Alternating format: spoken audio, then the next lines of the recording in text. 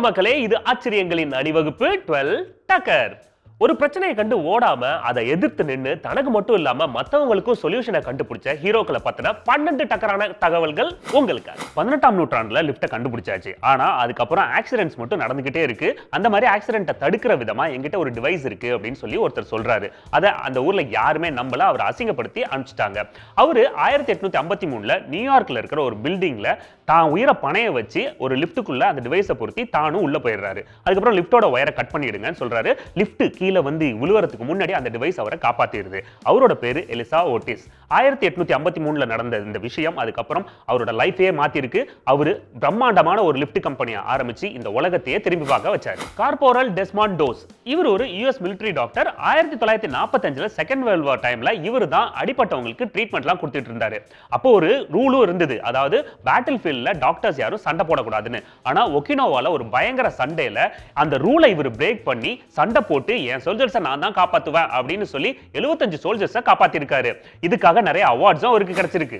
Pari James marshal இவர் ஒரு Australian doctor. 1984ல தன்னோட ஃப்ரெண்டோட சேர்ந்து இந்த பெப்டிக் அல்சர் எப்படி வருது அப்படிங்கிற ஆராய்ச்சியில ஈடுபட்டாரு. அதை கண்டும் பிடிச்சாரு. அந்த கிருமியோட பேரு வந்து ஹெலிகோபாக்டர் பைலோரி. இந்த கிருமியால தான் பெப்டிக் அல்சர் வருது அப்படின்னு உலகத்துக்கு சொல்லும் போது எந்த டாக்டர்ஸும் நம்பல, இந்த உலகத்துல யாருமே நம்பல. அவரை அசிங்கப்படுத்துறாங்க. உடனே அவர் என்ன பண்ணாருன்னா அந்த கிருமிக்கு கலந்த திரவத்தை அவரே குடிச்சு அப்படிதான் வருது அப்படிங்கறத ப்ரூவ் பண்ணாரு. தசரத் மஞ்சி, பால்குனி தேவி இவங்க ரெண்டு பேரும் பீகார்ல கெகலூர் அப்படின்ற குக்கிராமத்துல வாழ்ந்துட்டு இருந்தாங்க. 1959ல அவங்க மனைவிக்கு பிரசவ வலி எடுத்தோன்னு பக்கத்து கிராமத்துக்கு கூட்டு போற வழியில 55 கிலோமீட்டர் சுத்தளவு உள்ள ஒரு மலைப்பாதையை கடக்க வேண்டியதா போச்சு. அப்படி நடந்துட்டு இருக்கும்போது அவங்க மனைவி கால் ஸ்லிப் ஆகி கீழே விழுந்து இறந்துட்டாங்க. அந்த சோகத்துல இருந்த நம்ம மனைவிக்கு ஏற்பட்ட நிலைமை வேற யாருக்கும் வரக்கூடாது அப்படின்னு சொல்லிட்டு 55 கிலோமீட்டர் சுத்தளவு உள்ள அந்த மலைப்பாதையை கொடைஞ்சு 15 கிலோமீட்டர் ஆக்குனாரு. அதுவும் தன்னந்தனியா 22 வருஷம் கஷ்டப்பட்டு. இவரு தாங்க ரியல் ஹீரோ. பெரிஷியோ லாம்போகினி இவரு 2வது உலக போருக்கு அப்புறம் அவங்க அப்பாக்காக ஒரு டிராக்டர் பண்ணணும் அப்படின்னு சொல்லிட்டு கரேஜ் ஒன்று ஓபன் பண்ணாரு. அந்த டிராக்டர் சூப்பர் ஹிட்டா சேல் ஆகி நிறைய பணம் வந்ததுக்கு அப்புறம் பணக்காரங்க வாங்குற மாதிரி ஒரு சூப்பர் காரை வாங்கியிருக்காரு. அந்த காரை ஓட்டும் போது அதுல கிளட்ச் கொஞ்சம் ப்ராப்ளமா இருந்திருக்கு. அதை டைரக்டா தான் அந்த கம்பெனியோட எம்டி கிட்ட சொல்லணும் அப்படின்னு போயிருக்காரு. ஆனா அவர் அசிங்கப்படுத்தி அனுப்பிச்சிட்டாங்க. வெறி கொண்ட இவரு அதே மாதிரி கார் கம்பெனி ஒன்று ஆரம்பிச்சு சக்சஸ்ஃபுல்லாவும் ஆயிருக்காரு. இன்னைக்கு பணக்காரங்களோட பிராண்ட் அப்படின்னா அந்த காரோட பிராண்ட் தாங்க. வாழ்க்கையில அவமானங்கள் தான் வெற்றியை தேடித்தரும். எலான் மாஸ்க் இவர் ஒரு பெரிய பிராண்டோட ஓனர். இவருக்கு 2001ல ஃப்ளைட் கம்பெனி மாதிரி நம்ம ஏன் ராக்கெட் கம்பெனி ஆரம்பிக்க கூடாது அப்படின்னு ஒரு ஐடியா வந்திருக்கு. அதுக்காக அவர் ரஷ்யால இருக்கிற மாஸ்கோவுக்கு போய் பெரிய பெரிய டீல் எல்லாம் பேசி முடிச்சாரு. ஆனா எல்லாரும் விலையை ஏத்தி விட்டு இவர் ராக்கெட் வாங்க விடக்கூடாது அப்படின்னு முடிவு பண்ணி அவமானப்படுத்திட்டாங்க. அந்த கோவத்துல அவங்க கிட்ட நம்ம ஏன் வாங்கணும், நம்மளே ஒரு ராக்கெட் கம்பெனியை உருவாக்குவோம்னு சொல்லி உருவாக்கி ராக்கெட்டுகளையும் செஞ்சாரு. 2020 மே 30ஆம் தேதி இவரோட கம்பெனி ராக்கெட்டான ஸ்பேஸ் எக்ஸ் விண்வெளிக்கும் போச்சு. அந்த பெருமை, அதாவது மொத தனியார் கம்பெனியோட ராக்கெட் விண்வெளிக்கு போயிருக்கின்ற பெருமையும் இவருக்கு தான் கிடைச்சிருக்கு. 15ஆம் நூற்றாண்டுல இங்கிலாண்டை ஆட்சி பண்ண 8வது கிங் ஹென்றி தன்னோட முதல் மனைவியை டிவோர்ஸ் பண்ணும் அப்படின்னு சொல்லிட்டு அங்க இருக்கிற கேத்தலிக் சர்ச்சில் மனு கொடுத்திருக்காரு. ஆனா அவரோட ரெக்வஸ்டை ஏத்துக்காம கண்ட காரணத்தை சொல்லி அவரை அவமானப்படுத்தியிருக்காங்க. அதுல கடுப்பான அவரு நம்மளே ஒரு சர்ச்சை கட்டுவோம் அப்படின்னு சொல்லிட்டு ஒரு சர்ச்சை கட்டி அங்க வச்சு டிவோர்ஸ் பண்றாரு. இந்த சர்ச் ஆஃப் இங்கிலாந்து அப்படின்னு அழைக்கப்படுற அந்த சர்ச் தான் இன்னைக்கு இங்கிலாண்டோட மிகப்பெரிய அடையாளம். அதாங்க, நமக்கு ஒரு விஷயம் வேணும்னா இறங்கி வேலை பார்க்கணும். கிளிஃபோர்ட் ஸ்டோல் இவர் வந்து யுஎஸ்ஏல கலிபோர்னியால ஒரு கவர்மெண்ட் ஜாப்ல இருந்தாரு. 1986ல அவரோட சூப்பர்வைசர் என்ன சொல்லியிருக்காரு, 75 சென்ட் மட்டும் காணப்பா, அதை செக் பண்ணு அப்படின்னு சொல்லியிருக்காங்க. உடனே இவர் கம்ப்யூட்டர்ல அந்த கணக்கெல்லாம் ஆராய்ச்சி பண்ணி பார்த்துட்டு அது காணா போல, திருடு போயிருக்கு, ரொம்ப நாளா இது நடந்துட்டு இருக்கு அப்படின்னு சொல்லியிருக்காரு. உடனே இவ்வளவு செக்யூரிட்டி சிஸ்டம்லாம் பக்காவா இருக்கு, சிஸ்டம்ல எப்படி திருட முடியும் அப்படின்னு கேட்டிருக்காங்க. அவர் அப்பவே சைபர் டெக்னாலஜில இந்த மாதிரி ஓட்டைகள்லாம் இருக்கு அப்படின்னு சொல்லி ப்ரூவ் பண்ணி சைபர் செக்யூரிட்டிலே கலக்கி இருக்காரு. பின்னால சைபர் செக்யூரிட்டியோட காட்ஃபாதர் அப்படின்ற அளவுக்கு பேர் வாங்கியிருக்காரு. ஜுவான் புஜால் கார்ஷியா இவர் ஒரு ஸ்பெயின் நாட்டுக்காரர்.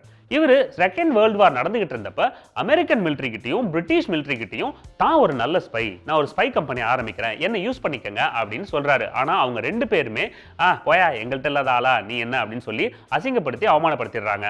அந்த இதுல கோபம் அடைஞ்ச இவரு நம்ம ப்ரூவ் பண்ணி காட்டணும் அப்படிங்கிறதுக்காக தனக்கே ஒரு டெத் சர்டிபிகேட்டை கிரியேட் பண்ணி புது அடையாளத்தை உருவாக்கி 2 மிலிட்டரிலையும் ஜாயின் பண்றாரு. கொஞ்ச நாள் கழிச்சு அந்த உண்மையை அவர் வெளியிலையும் சொல்றாரு.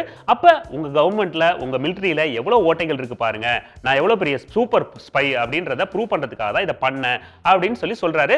ரெண்டு கவர்மெண்ட்டும் வாய் பொளந்து ஆச்சரியப்பட்டு அவரோட ஏஜென்சியை அப்ரூவ் பண்ணிக்கிறாங்க. ஹெரால்ட் வைட்மோர் வில்லியம்ஸ் இவர் 1876ல ஆக்லாண்ட்ல பிறந்திருக்காரு.